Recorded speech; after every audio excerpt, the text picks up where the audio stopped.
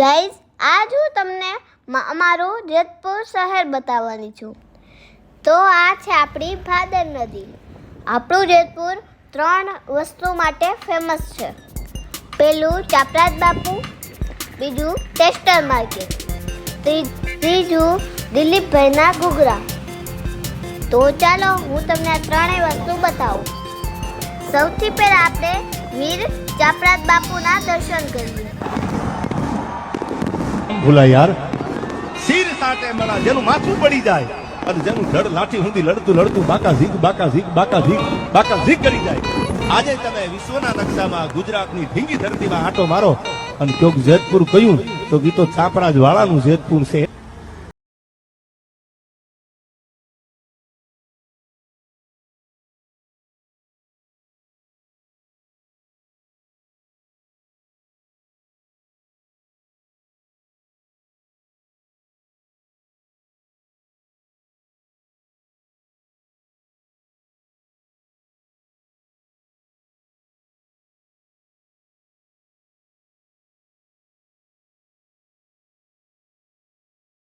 મારા ખેતાણા ગામ રઠી ગાળા કે ચાપરાજ સિંહ વાળા ચડ્યા ભાદરમાં લોહીના ઉડાળા કે ચાપરાજ સિંહ. હવે આપણે જઈએ સાડી બનાવવાની ફેક્ટરીમાં. જેતપુર કોટન સાડી બનાવવા માટે ખૂબ ફેમસ છે.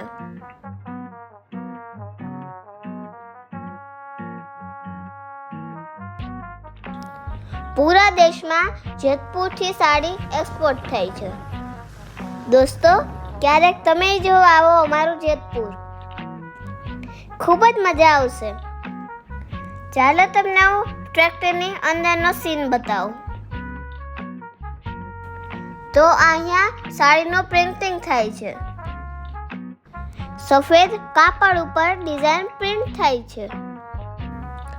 પ્રિન્ટ થયા પછી સાડીને સૂકવે, પછી બીજી પ્રોસેસ કરે. તો હવે આપણે જઈએ છીએ મતવા શેરી. ત્યાં તમને સાડી અને ડ્રેસની અલગ અલગ વેરાયટીઓ જોવા મળશે અને ખૂબ જ સસ્તા ભાવની. તો શોપિંગ કરવી તો આવી જાઓ અમારા જેતપુરમાં. આ છે આપણી મતવા શેરી. અહીંયા તમને ટાઈમ લઈને આવવું પડે કેમ કે ખૂબ જ ગર્દી હોય છે. તમે અહીંયા 1 થી 3 ટાઈમ આવો તો અહીંયા ગર્દી ઓછી હોય. અમે પણ 1 વાગે જ આવ્યા હતા બ્લોગ બનાવવા. ચાલો હવે શોપિંગ પૂરી. તો હવે આપણે પેટ પૂજા કરીએ.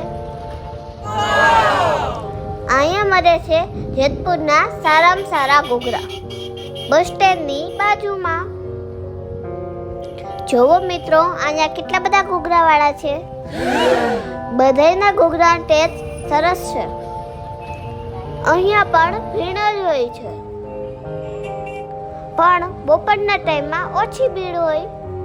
તો ચાલો આપણે ઘૂઘરાનો ટેસ્ટ કરીએ. વાહ, ગરમા ગરમ ઘૂઘરા ખાવાની તો મજા આવી ગઈ. જેતપુર આવો તો દિલીપભાઈના ઘૂઘરા જરૂર ખાજો.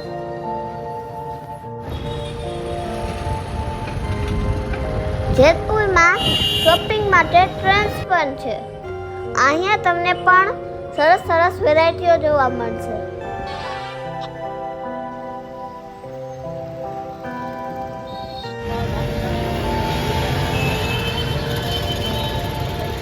આ છે જેતપુરનું સ્વામિનારાયણ મંદિર.